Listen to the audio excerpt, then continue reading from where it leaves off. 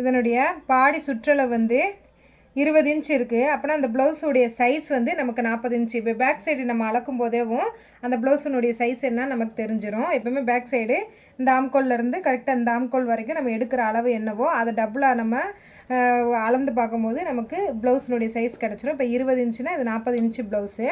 இந்த ப்ளவுஸில் வந்து கட்டோரி மாடல் தைச்சிருக்காங்க. அப்படியே இந்த சைடு அதாவது கழுத்துலேருந்து இப்படி அந்த டாட் பாயிண்டில் நமக்கு இப்படி வந்துச்சு அப்படின்னா இந்த மாடல் வந்து கட்டோரி ப்ளவுஸு.